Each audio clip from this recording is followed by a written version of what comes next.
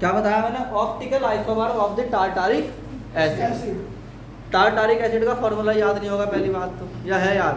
नहीं, तो अब याद कर लेना। ठीक, टॉपिक का नाम है, बोर्ड के लिए इंपॉर्टेंट है, नीट के लिए इंपॉर्टेंट है, ऑप्टिकल, बोलो, आइसोमर्स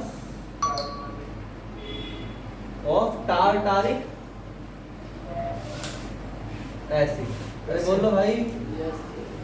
ठीक, the molecule of tartaric acid contain 2 atoms. 2 atom होते हैं, दोनों ही चिरल कार्बन होते हैं। क्या होते हैं? 2 एटम और दोनों ही क्या होते हैं? चिरल होते हैं। इसका 3 डायमेंशनल स्ट्रक्चर होता है। तो इसके अंदर हम क्या कहेंगे? The molecules of tartaric acid. The molecules of tartaric acid contain 2 asymmetric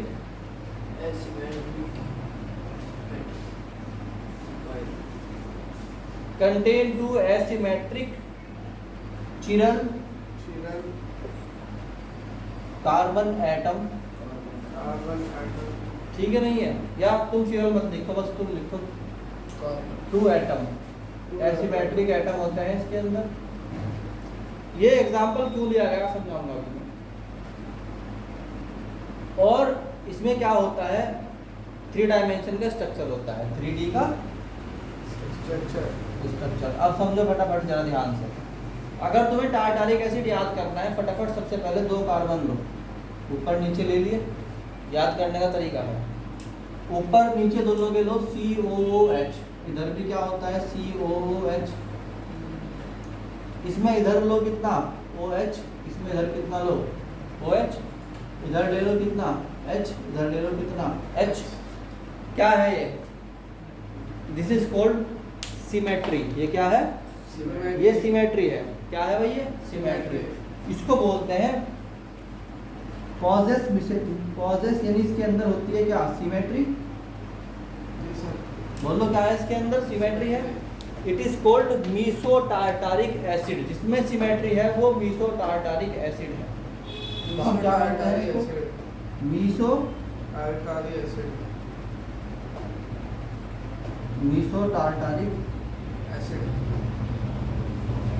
ठीक, इस प्लेन के अलोंग क्या है? सिमेट्रिक है कि नहीं है? इसको भूल जाओ, यही कहीं ये हो गया। समझ में आई बात? इसका एक और फॉर्म बन सकता है। क्या बन सकता है इसका? एक और फॉर्म बन सकता है। एज इट इज सी को रखो, एज इट इज COOH रखो। कम से कम तुम्हें इस पूरे सिस्टम में कम से कम तुम्हें टार्टारिक एसिड का फॉर्मूला तो याद हो ही जाएगा। अब देखो इसके अंदर, इसमें इस वाले में क्या रहेगा? OH। इधर क्या रहेगा? H। बस इस वाले कार्बन में जो OH था उसको तो इधर पहुंचा दो और H को इधर पहुंचा दो। ठीक, अब अगर तुम इसकी H से OH की तरफ जाओगे, कहां से कहां बताया मैंने? H से OH, तो तुम्हारा रोटेशन बनेगा कैसे? ऐसे। और नीचे का बनेगा कैसे? ऐसे। अब ये सिमेट्रिक नहीं रहे। जी सर। बोलो भाई। तो हम क्या बोलते हैं? ये no symmetry and this is a dextro rotatory. This is a dextro-rotatory tartaric acid. Dextro-rotatory tartaric acid भी कह सकते हैं, हमने कह सकते हैं dextro-rotatory tartaric acid। ये डी टार्टारिक एसिड भी बोलते हैं। समझ में आया कि नहीं आया? Yes sir. इसके अलावा एक और है, उसमें क्या होगा? ये इन्वर्जन है, इसका उल्टा। मतलब C जू के तू रहेगा, ये भी C एज इट इज रहेगा। नीचे इसमें COOH भी एज इट इज रहेगा, ऊपर की तरफ COOH भी एज इट इज रहेगा। इसमें OH कहाँ आ गया है? इधर। और H कहाँ आ गया है? इधर। इधर भी क्या होगा भाई? इधर क्या होगा? H। और इधर क्या है भाई? OH। अब जाओ H से OH पे जरा, फटाफट जाना जरा। या OH से H पे जाओगे तो क्या होगा? ऐसे। मगर तुम्हें कहाँ जाना है, H से OH पे, तो कैसे जाओगे, ऐसे माने ये ऐसे पूरा रोटेशन आ गया। इन द सेम वे अगर तुम यहाँ देखोगे तो ऐसे हो गया। This is called laevo rotatory. क्या बोलते हैं इसको, एल टार्टारिक एसिड। बात समझ में आई कि नहीं आई? इसके अलावा एक और बन सकता है,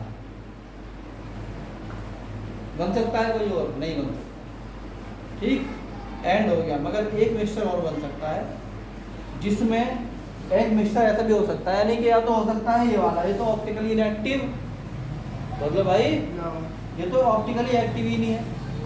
एक ये वाला बन सकता है जिसमें ऑप्टिकली एक्टिविटी हो सकता है। इसमें दो कंडीशन है, डेक्स्ट्रो बनेगा या लीवो बनेगा। एक और भी है, क्या कि ऐसा बने इसके अंदर इक्वल मिक्सचर हो, इसका भी और इसका भी। एक टार्टारिक एसिड वो भी होता है जिसके अंदर ये भी होता है और ये भी होता है। पहले इसका फोटो ले लो।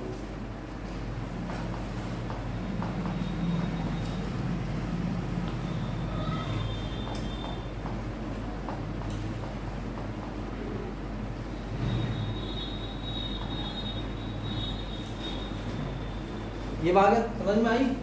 एक लास्ट जो होगा वो क्या बता रहा अपने बारे में कि भाई मैं तो दोनों रखूंगा, डीबी और, बोल लो भाई, डीबी और एल भी।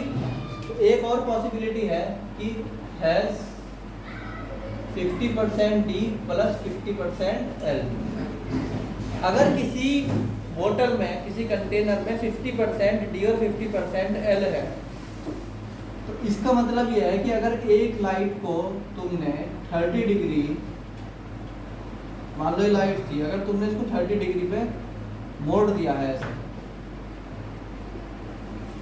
तो दूसरे वाला उसी 30 डिग्री को क्या कर देगा, वापस ला देगा इधर की तरफ को। तो कैंसिल होके क्या बचेगी, फिर स्ट्रेट लाइन। तो अगर किसी मिक्सचर में 50% डेक्स्ट्रो 50% लीवो है, तो वो ऑटोमेटिकली ऑप्टिकली इनएक्टिव हो जाता है। हालांकि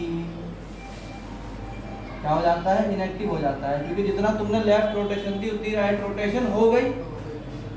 तो फिर फायदा क्या होगा, तुमने किसी चीज़ को पकड़ के घुमाया 30 डिग्री इधर को, कोई और आया उसने कहा वापस घुमा दिया वहीं के वहीं, तो बचा क्या, कुछ भी नहीं, वहीं के वहीं आगे जहाँ था।